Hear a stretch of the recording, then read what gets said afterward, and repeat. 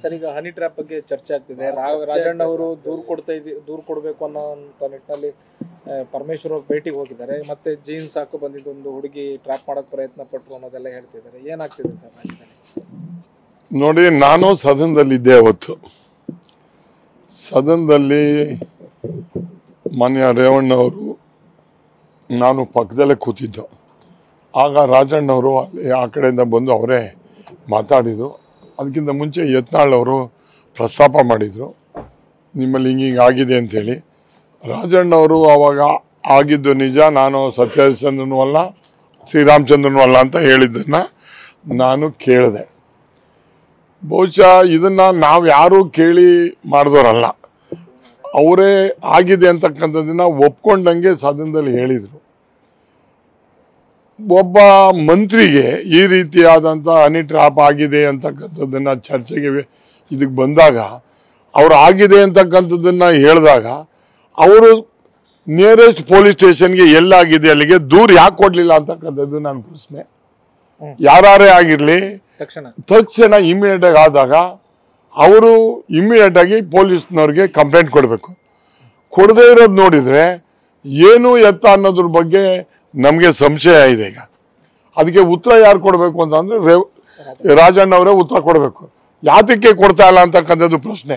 ಈಗ ನನ್ನೆ ಮಾಧ್ಯಮದಲ್ಲಿ ಟಿವಿನಲ್ಲಿ ಮತ್ತು ಇದರಲ್ಲಿ ನೋಡಿದೆ. ನಾನು ನನ್ನ ಸಹೋದ್ಯೋಗಿ ಸಚಿವರುಗಳ ಜೊತೆ ಮಾತಾಡಿ ಚರ್ಚೆ ಮಾಡಿ ಅದ್ರ ಬಗ್ಗೆ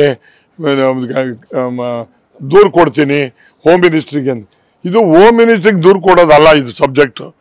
ಇದು ಅವ್ರ ಮೇಲೆ ಬಂದಿರತಕ್ಕಂಥ ಅಪರಾಧ ಏನಿದೆ ಅದನ್ನು ಸರಿಪಡಿಸ್ಕೊಳ್ಳೋಕ್ಕೆ ಅವರು ಸಂಬಂಧಪಟ್ಟ ಸ್ಟೇಷನ್ಗೆ ಕೊಡಬೇಕು. ಈಗ ಹುಡುಗಿ ಯಾರು ಜೀನ್ಸ್ ಹಾಕೊಂಬಂದಿದೆ ಅಂತ ಹೇಳ್ತಕ್ಕಂಥದ್ದನ್ನು ಈಗ ಹೇಳ್ತಾ ಇದ್ದಾರಲ್ಲ, ಇಷ್ಟು ದಿವಸ 4 ದಿವಸ ಹೇಳಲಿಲ್ಲ. ನೀವು ಹೇಳ್ತಾ ಇರೋ ದಿವಸ ನೋಡಿದರೆ ಏನೇನೋ ಯೋಚನೆ ಮಾಡಿ ಇದನ್ನು ಮಾಡಿ ಹೇಳಿದ್ದಾರೆ ಅಂತಕ್ಕಂಥ ಸಂಶಯ ಬಂದಿದೆ. ಬಹುಶಃ ಈಗ ಅವ್ರು ಹೇಳೋದು ಲೇಟಾಗಿ ನೋಡಿದರೆ ಆಗಿರೋದನ್ನ ಒಪ್ಕೊಂಡಿದೆ ಅಂತಕ್ಕಂಥದ್ದು ಮೇಲ್ನೋಟಕ್ಕೆ ಕಾಣಿಸ್ತಾ ಇದೆ ಅಂತಕ್ಕಂಥ ನಾನು. ಅಂದ್ರೆ ಈಗ ಅವ್ರಿಗೆ ಕೊಡ್ತಾ ಇರತಕ್ಕಂಥ ಹೇಳಿಕೆಗಳಲ್ಲಿ ಗೊಂದಲಗಳಿವೆ, ಮತ್ತೆ ಸಾಕಷ್ಟು ಅನುಮಾನ ಸೃಷ್ಟಿ ಮಾಡುವತಕ್ಕಂಥ ವಿಷಯಗಳಿದೆ. ಇದ್ರ ಬಗ್ಗೆ ಏನ್ ಹೇಳ್ತೀವಿ? ಅಲ್ಲ, ಗೊಂದಲ ಏನಿಲ್ಲ, ಅವರು ಒಪ್ಕೊಂಡಿದ್ದೀವಿ. ನಾನು ಹೆಂಗೆ ಬಚಾವ್ ಆಗಬೇಕು ಅಂತಕ್ಕಂಥದ್ದು ಯೋಚನೆ ಮಾಡ್ತಾ ಇದ್ದಾರೆ, ಅದಕ್ಕೆ ಟೈಮ್ ತಗೋತಾ ಇದ್ದಾರೆ ಅಂತಕ್ಕಂಥದ್ದು ನಮಗೆ ಅನುಮಾನ ಇದೆ. ಈಗಲೂ ಕೂಡ ರಾಜಣ್ಣ ಒಬ್ಬರು ರಾಜ್ಯದ ಮಂತ್ರಿಯಾಗಿ ಅವ್ರಿಗೆ ಅವಮಾನ ಅಲ್ಲ, ಇಡೀ ರಾಜ್ಯಕ್ಕೆ ಅವಮಾನ, ಸದನಕ್ಕೆ ಅವಮಾನ. ಕೂಡಲೇ ಈಗಲಾದ್ರೂ ಅವ್ರು ಯಾರೋ ಹನಿ ಟ್ರ್ಯಾಪ್ ಆಯಮ್ಮ ಜೀನ್ಸ್ ಹಾಕಿದ್ದಲ್ಲ ಅವ್ರ ಹೆಸರನ್ನ ಹೇಳ್ತಕ್ಕಂಥದ್ದಿರ್ಬೋದು. ಅವ್ರು ಎಲ್ಲಿರ್ತಾರೆ ಅಲ್ಲಿ CC ಕ್ಯಾಮ್ರಾ ಇರ್ತದೆ, CCTV ಇರ್ತದೆ. ನಮಗೆ ಗೊತ್ತಿರೋಂಗೆ ಅಪೆಕ್ಸ್ ಬ್ಯಾಂಕು ಅಂತಕ್ಕಂಥದ್ದನ್ನ ಯಾರೋ ಹೇಳಿರ್ತಕ್ಕಂಥದ್ದು ಕೇಳಿದ್ದೀವಿ, ನಮ್ಗೆ ಗೊತ್ತಿಲ್ಲ ಎಲ್ಲಿದ್ದು. ಅದು ತಕ್ಷಣ CC ಕ್ಯಾಮ್ರಾ ತೆಗೆದು ಆ ಹುಡುಗಿ ಯಾರು ಏನು ಎತ್ತ ಅನ್ನೋದನ್ನ ರಾಜಣ್ಣವರೇ ಹೇಳ್ಬೇಕೆ ಹೊತ್ತು ಇದರಲ್ಲಿ ಯಾರು ಹೇಳೋದಕ್ಕೂ